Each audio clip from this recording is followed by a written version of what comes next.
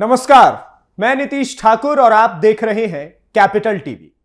Supreme court के वकील और PIL man of India Ashwini Upadhyay ने भारत में संविधान की शपथ लेने वाले 5000 सांसद विधायकों की पोल खोल करके रख दी है और बता दिया है कि कैसे हमारे देश में संविधान के अंदर सेक्युलरिज्म शब्द को जानबूझ करके घुसाया गया, जबकि उसका कहीं दूर दूर तक अस्तित्व नहीं था।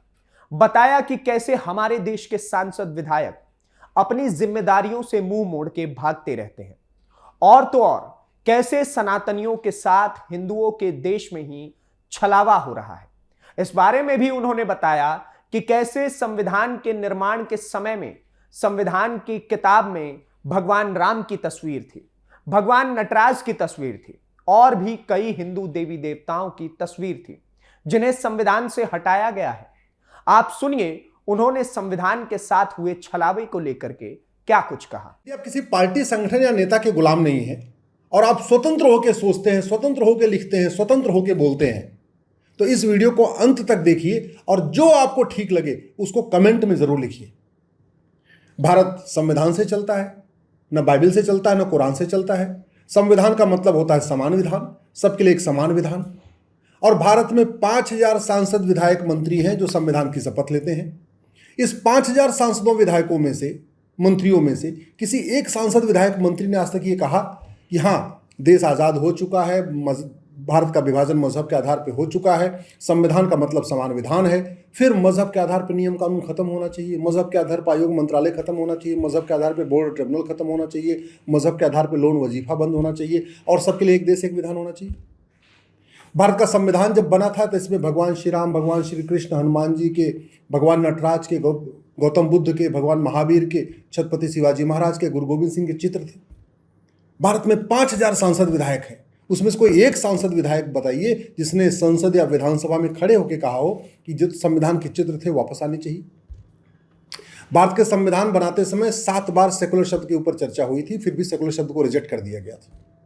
उसके बावजूद इमरजेंसी के दौरान भारत के संविधान में सेकुलर शब्द जोड़ दिया गया। कोई एक सांसद, विधायक बताइए जिसने संसद या विधानसभा में खड़े होकर कहा हो कि भाई ये सेकुलर शब्द हटना चाहिए, जब हमारे संविधान निर्माताओं ने इसको नहीं जोड़ा तो हमें क्या जरूरत है इसकी, इसको जोड़ने से क्या फायदा, क्या हो रहा है। भारत के संविधान में जो व्यवस्था दी गई है कि भारत में समान शिक्षा होगी, समान नागरिक संहिता होगी, किसी एक सांसद, विधायक ने उसको लागू करने की मांग किया संसद, विधानसभा में। आज तक हमने भगवत गीता को राष्ट्रीय ग्रंथ घोषित नहीं किया, हमने रामायण को राष्ट्रीय ग्रंथ घोषित नहीं किया, जबकि भगवत गीता और रामायण धार्मिक ग्रंथ है। किसी एक सांसद, विधायक ने संसद, विधानसभा में खड़े होकर बोला कि भगवत गीता और रामायण को राष्ट्रीय ग्रंथ घोषित करना चाहिए और प्राइमरी के और जूनियर हाई स्कूल में इसको पढ़ाना चाहिए जिससे हमारे बच्चों में संस्कार डेवलप हो। भारत में air pollution, water pollution, noise pollution, land pollution, plastic pollution, thermal pollution, radio active pollution, visual pollution, litre pollution, light pollution से 10 लाख लोगों की अकाल मौत हो रही है। पोल्यूशन से 10 तरीके के पोल्यूशन है, उससे साल में 10 लाख लोगों की अकाल मौत हो रही है। और एकाएक भी नहीं हो रही है, ऑल ऑफ सडन भी नहीं हो रही है। पहले 2-3 साल लंबी बीमारी चलती है, कैंसर की बीमारी, डायबिटीज़ की बीमारी, कोलेस्ट्रॉल की बीमारी, हर्निया की बीमारी, स्टोन की बीमारी, ठीक है, लीवर की बीमारी, किडनी की बीमारी, और घर का जो कुछ सेविंग होती है, जमीन जायदाद सब कुछ बेचना कई बार पड़ जाता है। उसके बावजूद 10 लाख लोग बचते नहीं है, ख़त्म हो जाते हैं। ये 10 लाख लोगों की अकाल मौत के ऊपर कभी संसद, विधानसभा में किसी एक सांसद, विधायक ने इसके ऊपर चर्चा किया, इसके मूल कारण और स्थायी समाधान को सोचने की कोशिश किया क्या? भारत में माइनॉरिटी कमीशन चल रहा है, माइनॉरिटी फिल्म मिनिस्ट्री चल रही है, माइनॉरिटी के नाम पे लोन, माइनॉरिटी के नाम पे वजीफा, माइनॉरिटी के नाम पे स्कूल, माइनॉरिटी के नाम पे कॉलेज, माइनॉरिटी के नाम पे यूनिवर्सिटी। लेकिन माइनॉरिटी कौन होगा आज तक इसको डिफाइन नहीं किया गया, परिभाषित नहीं किया। क्या आपके सांसद, विधायक ने कभी संसद, विधानसभा में खड़े होकर माइनॉरिटी को डिफाइन करने की बात किया? और चलो आपके सांसद, विधायक ने नहीं किया, भारत में तो 5000 सांसद, विधायक हैं। कोई एक सांसद, विधायक बताइए जिसने संसद, विधानसभा में कहा हो कि भैया माइनॉरिटी को डिफिनेशन करना चाहिए। वैसे माइनॉरिटी मेजॉरिटी क्यों? जब भारत में सब लोग एक समान है तो फिर माइनॉरिटी मेजॉरिटी का डिवीजन क्यों? सुप्रीम कोर्ट कह चुका है कि ये माइनॉरिटी मेजॉरिटी का डिवीजन हमारे लिए अच्छा नहीं है। भारत का जो डिवीजन हुआ है, जो भारत को 1947 में विभाजन हुआ है, वो मजहब के आधार पर हुआ है। फिर मजहब के आधार पर माइनॉरिटी मेजॉरिटी क्यों चलना चाहिए? और वैसे भी अगर माइनॉरिटी को डिफाइन भी करें तो माइनॉरिटी की यूनिट जो है वो 100 हो सकती है। भाई कुछ 100 लोग हैं तो माइनॉरिटी कहलाएंगे, या माइनॉरिटी की यूनिट 1000 हो सकती है, कुछ 1000 हैं तो माइनॉरिटी कहलाएंगे। या माइनॉरिटी की मैक्सिमम लाख हो सकती है कि कुछ लाख लोग माइनॉरिटी कहलाएंगे। करोड़ तो माइनॉरिटी की यूनिट नहीं हो सकती ना। दुनिया के 200 देशों में 150 देशों की जनसंख्या 1 करोड़ से कम है, तो फिर भारत में जो लोग 1 करोड़ से ज़्यादा है माइनॉरिटी कैसे हो सकते हैं? तो कभी इसके ऊपर आपके सांसद विधायक ने या भारत में जो 5000 सांसद विधायक हैं उसमें से किसी एक सांसद विधायक ने संसद या विधानसभा में इसके ऊपर चर्चा किया क्या? आखिर सांसद विधायक को वेतन भत्ता, गाड़ी बंगला, free air ticket, free rail ticket, आजीवन पेंशन मिलता किस लिए है? जो संविधान में बातें लिखी हुई हैं उनको लागू करने के लिए मिलता है, संवैधानिक मुद्दों पे बात करने के लिए होता है। हमारे सांसद विधायक तू मैं कर रहे हैं, आरोप प्रत्यारोप कर रहे हैं, नूरा कुश्ती कर रहे हैं, बतौलेबाजी कर रहे हैं, तू चोर मैं सिपाही कर रहे हैं, शेरो शायरी कर रहे हैं, भाषणबाजी दे रहे हैं, खूब लच्छेदार बातें हो रही हैं, टीवी पे लड़ रहे हैं, संसद में लड़ रहे हैं, विधानसभा में लड़ रहे हैं, लेकिन जो संविधान कहता है उसके ऊपर तो कोई चर्चा ही नहीं कर रहे। क्या ये ठीक है क्या? और अगर ये गलत है तो आपने इस गलती के खिलाफ आवाज उठाई क्या? अगर आप वास्तव में किसी पार्टी के गुलाम नहीं हैं, किसी संगठन के गुलाम नहीं हैं, किसी नेता के गुलाम नहीं हैं, वास्तव में आप स्वतंत्र हैं, वास्तव में आप अपनी बुद्धि और विवेक का उपयोग करते हैं, तो कभी आपने इन चीज़ों पे कभी लिखने की कोशिश की, कभी बोलने की कोशिश की, कभी किसी को टोकने की कोशिश किया क्या? भारत में 50% समस्याओं का मूल कारण है घटिया कानून, सड़ी हुई न्याय व्यवस्था, तारीख पे तारीख, फर्जी शिकायत, फर्जी जांच, फर्जी गवाही, फर्जी सबूत, फर्जी विटनेस, फर्जी एविडेंस, फर्जी मार्कशीट, फर्जी आधार, फर्जी राशन कार्ड, फर्जी ड्राइविंग लाइसेंस, फर्जी बर्थ सर्टिफिकेट, फर्जी वोटर आईडी, फर्जी पासपोर्ट, फर्जी वसीयत, फर्जी विरासत, सब कुछ फर्जीवाड़ा चल रहा है। इतना फर्जीवाड़ा चीन, जापान, सिंगापुर में क्यों नहीं है? कभी आपके सांसद विधायक ने कभी संसद में सवाल उठाया, विधानसभा में सवाल उठाया क्या? कभी आपके सांसद विधायक ने संसद विधानसभा में खड़े होकर इस पे कठोर कानून बनाने की मांग किया क्या? भारत में भ्रष्टाचार के कारण साल में 2 लाख लोगों की अकाल मौत हो रही है। चीन में भ्रष्टाचारियों को फांसी होती है। कभी आपके सांसद विधायक ने या 5000 सांसद विधायक में से किसी एक सांसद विधायक ने संसद विधानसभा में चीन जैसा कानून, भ्रष्टाचार विरोधी कानून भारत में लागू करने की मांग किया क्या? चीन में 100% प्रॉपर्टी जब्त होगी, चीन में नागरिकता खत्म की जाती है, चीन में फांसी दी जाती है भ्रष्टाचारियों को। ऐसा कानून भारत में भी होना चाहिए। किसी एक सांसद विधायक ने बात किया क्या? आपको समाजवाद की घुट्टी पिलाई जाएगी, अंबेडकरवाद की बात की जाएगी, लोहियावाद की बात की जाएगी, गांधीवाद की बात की जाएगी, कभी पेरियारवाद की बात की जाएगी, कभी नेहरूवाद की बात की जाएगी। ऐसे आपको लोग भ्रमित करते रहते हैं और आप भ्रमित होते रहते हैं। आप इन लच्छेदार भाषणों में पड़े रहते हैं। कभी आपने सोचा कि वास्तव में जो होना चाहिए वो हो रहा है कि नहीं हो रहा? भारत की ऐसी कौन सी समस्या लाइलाज है? भारत की ऐसी कौन सी समस्या विश्वव्यापी है? ऐसी कौन सी समस्या है जो चीन में है? भारत की ऐसी कौन सी समस्या है जो इजराइल ने ठीक नहीं कर दिया? भारत की ऐसी कौन सी समस्या है जो सिंगापुर ने ठीक नहीं किया? लेकिन आप बोलेंगे तभी तो समस्याएं ठीक होगी। तू मैं करने, आरोप प्रत्यारोप करने से, नेताओं के भाषण देने से कोई समस्या ठीक नहीं होगी। भारत में रोड एक्सीडेंट के कारण साल में 2 लाख लोग मर रहे हैं। क्या पता आपके रिश्तेदार, आपके नातेदार, आपके कोई जान पहचान वाले का भी रोड एक्सीडेंट हुआ हो। कभी आपने सोचा रोड एक्सीडेंट होता क्यों है? रोड एक्सीडेंट का मूल कारण है भ्रष्टाचार और जनसंख्या विस्फोट। सड़क पर ज़्यादा भीड़ होती है तब रोड एक्सीडेंट होता है, या सड़क में बार बार गड्ढे हो, सड़क की डिज़ाइन खराब हो, सड़क में बार बार उसमें जंप हो रहा हो, तब एक्सीडेंट होता है। तो ये 2 लाख लोगों की रोड एक्सीडेंट में मौत हो रही है। इसके ऊपर 5000 सांसदों विधायकों में से कोई एक सांसद विधायक कभी संसद विधानसभा में खड़े होकर बोला कि भैया इसका मूल कारण क्या है, स्थायी समाधान क्या है? जितना रोड एक्सीडेंट भारत में हो रहा है इतना चीन, जापान, सिंगापुर में क्यों नहीं हो रहा है? इसके ऊपर चर्चा करने की कोशिश किया? कोई प्राइवेट मेंबर बिल पेश किया? कोई 0 आवर में उठाया? कभी क्वेश्चन आवर में उठाया क्या? भारत में जमीन विवाद में साल में 2 लाख लोगों की मौत हो जा रही है। क्यों? क्योंकि हमारा जो लैंड वाला कानून है महा घटिया है, महा सड़ा हुआ है। भारत में इतना सड़ा हुआ कानून है कि 100 रुपये चोरी हो जाए तो FIR हो जाएगा, लेकिन 100 बीघे जमीन पे कोई कब्जा कर ले तो FIR नहीं होती। एक गाय चोरी हो जाए तो FIR हो जाएगा, लेकिन पूरी गौशाला पे कोई कब्जा कर ले तो कोई FIR नहीं होगी। इतना सड़ा हुआ कानून। लोग जमीनों पे कब्जा कर लेते हैं, मकान पे कब्जा कर लेते हैं, खेत पे कब्जा कर लेते हैं, खलिहान पे कब्जा कर लेते हैं, पब्लिक लैंड पे कब्जा कर लेंगे, सड़क किनारे, ऊसर जमीन पे, बंजर जमीन पे, चारागाह पे, जो गौ चारागाह है उस पर कब्जा कर लेंगे, नदी किनारे, पहाड़ किनारे, हर जगह कब्जा होता जा रहा है।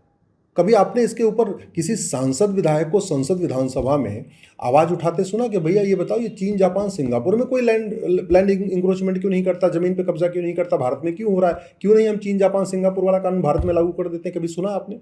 भारत में मिलावटखोरी के कारण साल में 2 लाख लोगों की मौत हो रही है, और 2 लाख लोग जो मिलावटखोरी के कारण मर रहे हैं, ये एकाएक नहीं मरते। ऐसा नहीं जैसे किसी को गोली मार दो मर जाए, नहीं, ये पहले बीमार होंगे, कभी किडनी खराब होगी, लीवर खराब होगा, दुनिया भर की बीमारी होगी, उसके बाद मरेंगे। यानी 5 लाख, 10 लाख, 20 लाख रुपए पहले जो घर का है उसको खर्चा करवाने के बाद मरते हैं।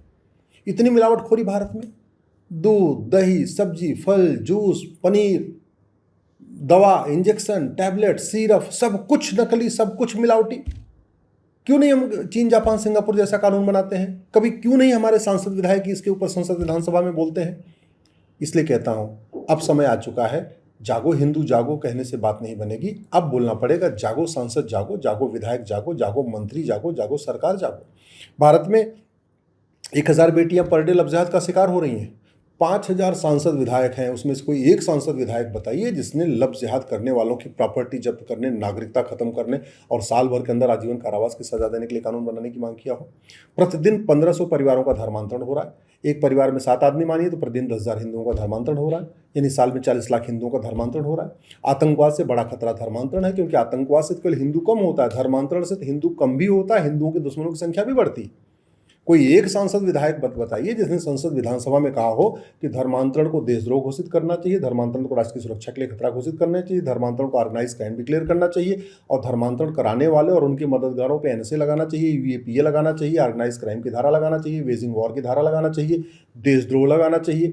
जो लोग धर्मांतरण कराते हैं और उनकी मदद करते हैं, जो उनको फंडिंग कर रहे हैं, ऐसे लोगों की 100% प्रॉपर्टी जब्त होना चाहिए, इनकी सिटीजनशिप खत्म होनी चाहिए और इनको कम से कम 20 साल सजा होनी चाहिए। किसी एक सांसद विधायक ने बताइए जिसने संसद विधानसभा में आवाज उठाई हो। भारत में जमीनों पे जबरदस्त कब्जा हो रखा है। 100 लाख एकड़ जमीन पे कब्जा हो रखा है। 40 लाख एकड़ जमीन पे वक्फ बोर्ड कब्जा करके बैठा हुआ है। 40 लाख एकड़ जमीन पे चर्च मिशनियां कब्जा करके बैठी हुई हैं।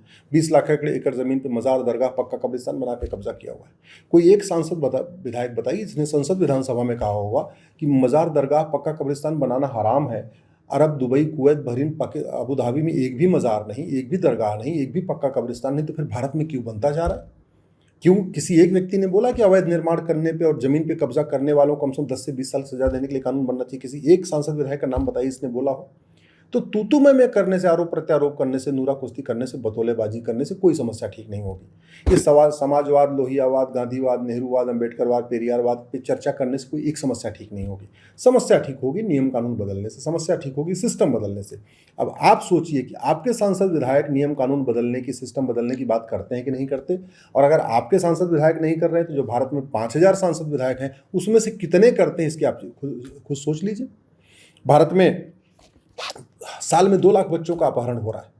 किसी एक सांसद विधायक ने बताइए इसके खिलाफ, जो अपहरण करता है, जो किडनैपिंग कर रहे हैं, ऐसे लोगों को फांसी देने के लिए कानून बनाने की मांग किया हो। भारत में सबसे ज़्यादा बच्चे पैदा हो रहे हैं दुनिया में, 90,000 बच्चे रोज पैदा हो रहे हैं। साल में 3.5 करोड़ बच्चे पैदा हो जा रहे हैं। 2 करोड़ घर बनता है, 10 करोड़ बेघर पैदा हो जाते हैं। 2 करोड़ लोगों को रोजगार मिल जाए, 10 करोड़ बेरोजगार पैदा हो जाते हैं। आधी समस्या का मूल कारण जनसंख्या विस्फोट है।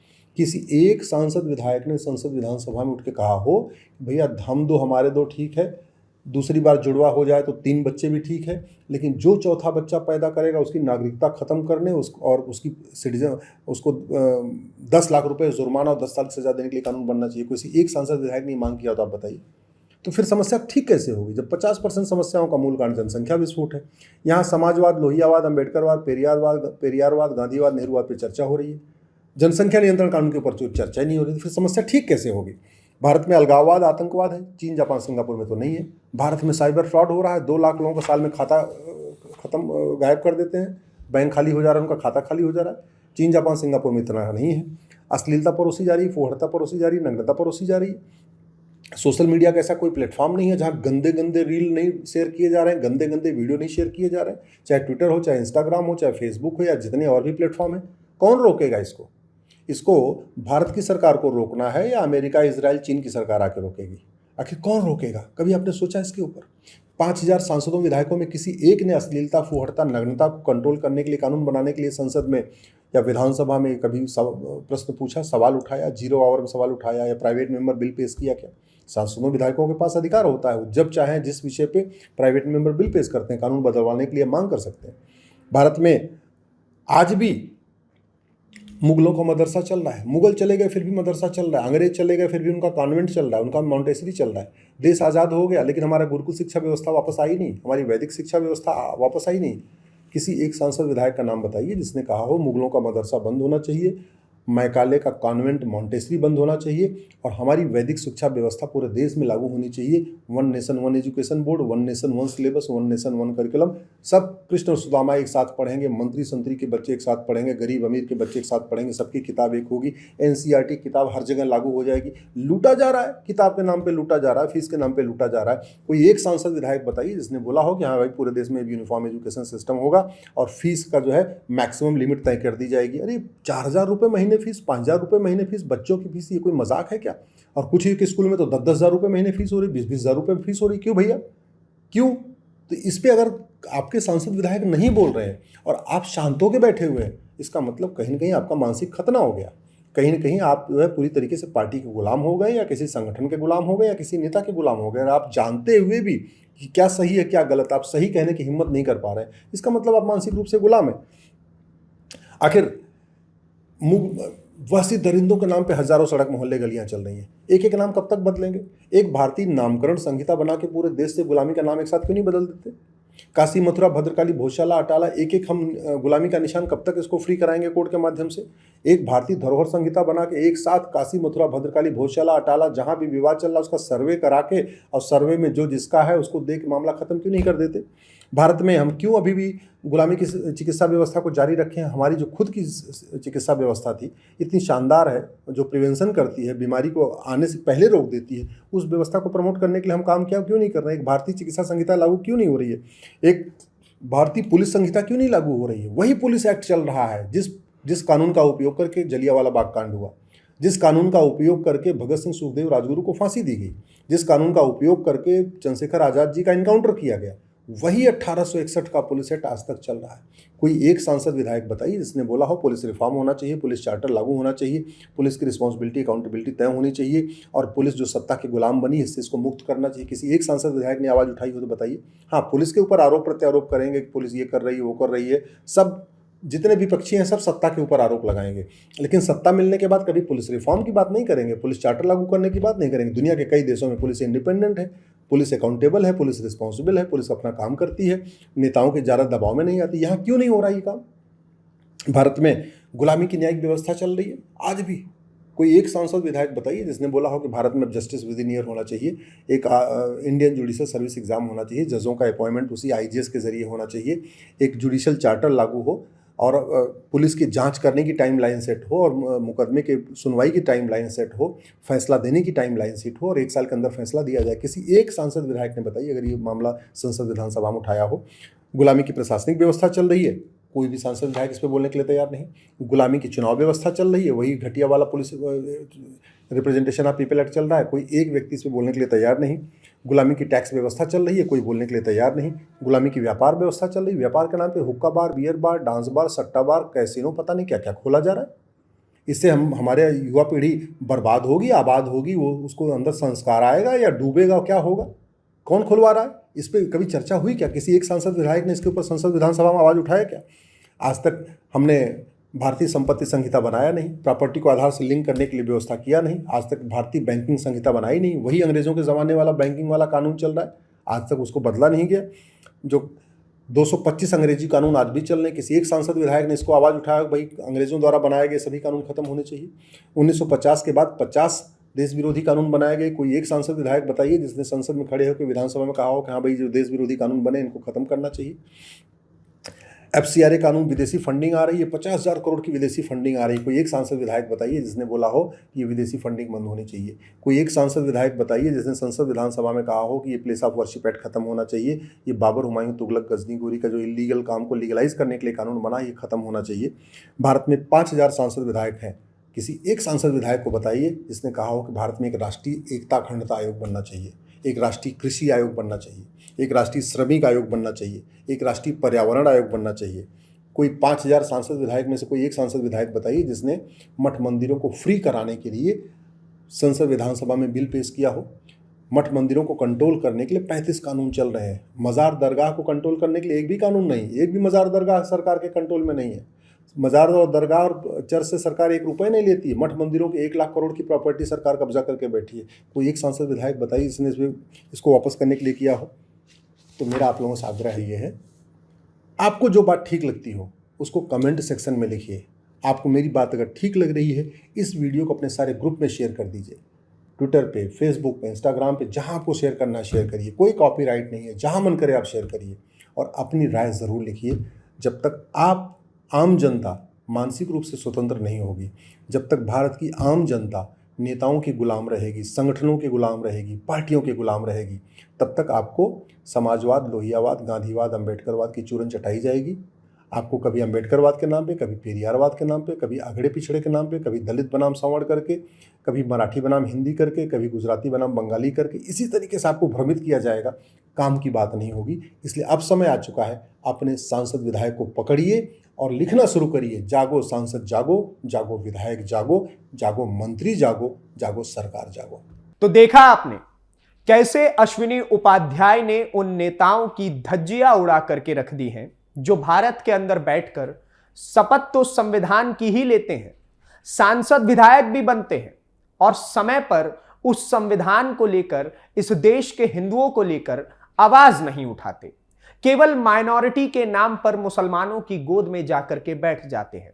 माइनॉरिटी कमीशन में हो रहे छलावे को लेकर के भी अश्विनी उपाध्याय ने बहुत कुछ बताया। आपको कैसी लगी अश्विनी उपाध्याय के द्वारा बताई गई ये पूरी संविधान की जानकारी हमें कमेंट बॉक्स में जरूर बताएं और इसी प्रकार की वीडियोस को देखने के लिए कैपिटल टीवी को सब्सक्राइब करें। धन्यवाद, नमस्कार, जय हिंद, जय भारत।